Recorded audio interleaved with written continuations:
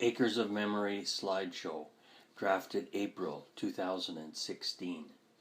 In 1993, Yvette and Everett were able to accomplish a goal by acquiring 10 acres of land, 2 houses, a barn, and a shop at RR1 Blackie. We had deferred our plan to be on an acreage while Dean and Dale were active in school activities, sports, and social events. We also wanted them to remain in the positive peer groups that they had through high school and university. In 1991, Everett and Lynn worked on a plan to make StarTech Energy a public company. Everett had been the president twice, the first time to release a dishonest president, and the second time to take over from Cal McCullough on his retirement. Before installing Paul Coburn as the next president, we placed the going public shares into Dean, Dale, and the Chenard children's names. They had not yet utilized their one-time exemption to nil tax on a capital gain, so the timing was very good.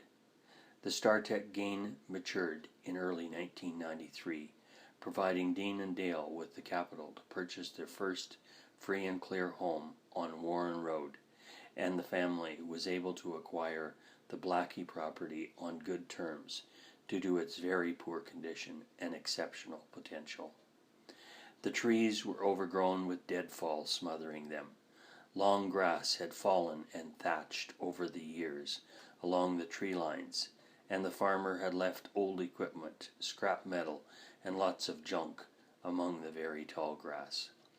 We held a number of repair work bees to initiate the big cleaning job.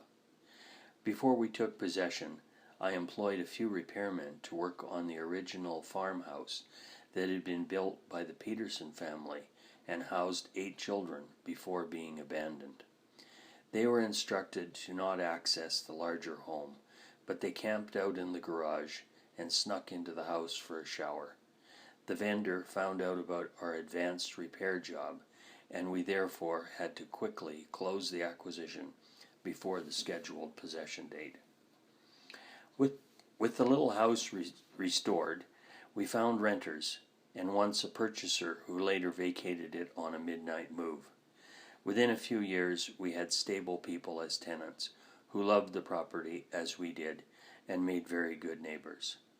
In addition, we developed 2 other acreage properties in the area and sold them at a small profit.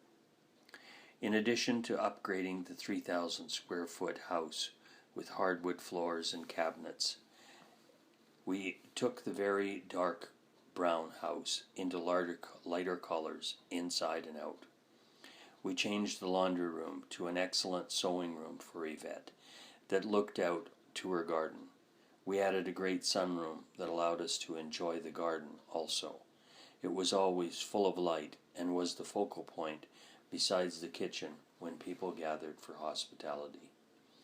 We also added a wine room that housed our collection of wine, where Arnold coined the famous statement, "In my day, drinkability meant how much Sprite you added to the wine." We created a storage room with 3 large freezers that organized many preserves and farm meat purchased from the neighbors. We also restored the old hip roof barn on the old homestead part of the property with the help of Yvette's brother Alain. Yvette managed an acre of garden as well as numerous flower beds. We almost always employed a helper to keep everything as we desired, groomed with cut grass and weed control. Dave Perensky was our first full-time helper and was followed by Barb and David Hebner. They all made a major contribution to the beauty of Acres of Memory and were always active with a new project to add to the beauty and function of the property. The 50 by 50 foot shop was expanded to 7,000 square feet of space that stored our antique collection, but also many other car collectors participated in the extra winter storage space. The original shop was outfitted with cabinets, ovens, stove, grills, fridges, and all the necessary items to throw big events. The home and the facility was transformed into a gathering place for family and friends. Yvette was famous for hosting special meals for 30 people, many who stayed over the entire weekend, to include some outdoor activities with wagon rides, horseback riding, driving old automobiles, tractors, ATVs, or hanging out around a campfire. In 1997, we acquired our first team of horses, Ranger and Reed. They are the chestnut pair that are in pictures pulling Democrats' wagons and buggies. Reed developed a foot difficulty, and we subsequently acquired the buckskin team, Rough and Rowdy. We purchased them from John Scott, the Moopy outfitter, and had the horses contracted to Brad Pitt in Legends of the Fall. They were an excellent team who gave us wonderful service. Jason Glass wanted Rough and Rowdy every year for the Stampede Parade, as they were classy horses and so dependable. We acquired many buggies, sleighs, and wagons over the years at Acres of Memories. Many have been auctioned or donated to museums. A number of units went to Rosebud Theatre with our tractor collection. We had 2 other pairs of horses, Whiskey and Star, that I couldn't train to walk, so I resold them. There was also Sparky and Spam, who come with harness and a Democrat. My novice abilities were taken advantage of by the elderly owners in this transaction. The pair of horses had to go down the road, but the harness is still with me, and the Democrat was auctioned off. Ralph and Ted came over from Bar None to help me with a trail ride event, but as a pair they were too hyper, so Ted was returned to Bar None, and Ralph quickly became my favorite saddle horse. We made a number of cross-country trail rides, first in 1996 across the Suffield Block on the Western Stock Growers 100th anniversary event. I was riding Norman, Lynn's Palomino saddle horse, that motivated me to get a wagon outfit so Yvette could join in the activity, and we made Etzcom to Fort Macleod on the Northwest Mounted Police commemorative ride. Then the Fort Benton ride, which was from Milk River to Fort Macleod. On the Thompson Ranch by Many Berries, also Cypress Hills, riding on Stone Park and Elkwater.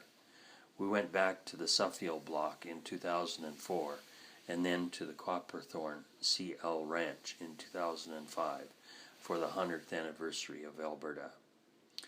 Many family reunions were hosted at Acres of Memories, and we became famous for our annual 50s dance, held close to the June the 20th, longest day of the year annually. In the first years, 70, then 100, then more people, and it wasn't long before we didn't know the participants' names or what corner of the property they resided at for the night. In 1998, we were honored with the presence of Elvis Presley, who swooned the girls and trained a new contingent for his future absence. Yvette and Everett were addicted to antique shopping, auction sales, and restoration, as seen in the slides of the cars, wagons, tractors, equipment, and so many more historical items that we were able to acquire and share with many visitors. Everett restored his first car, the 1947 Plymouth, in the 80s. The 1952 Buick was a gift from Lynn Chenard. The 1955 Mercury we purchased from a second-hand car lot on Macleod Trail in the early 80s. Yvette used it as a commuting car when she was working at St. Cecilia's School prior to its complete restoration. The 1953 Ford truck was passed down from Pete Tangen of Admiral to Arnold and then Everett, who gave it a restoration. The 1972 MG came with a house that Hal Krebs purchased on 33rd Street of Southwest Calgary. The 1928 Durant Rugby was found by Gerald Keller on his travels at Vanguard, Saskatchewan. He recommended that Everett acquire and restore the unit, which was an exciting project. The truck now resides at Pioneer Acres, Arikana, Alberta.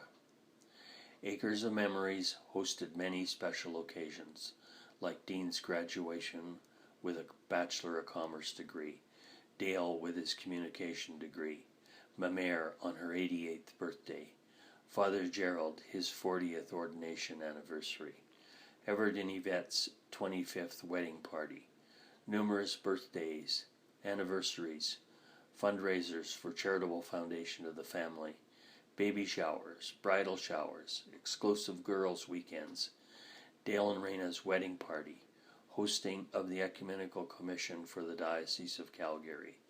The Benedictine Order of Monks held study days in the shop, and Father Gerald consecrated Mass a number of times at family reunions.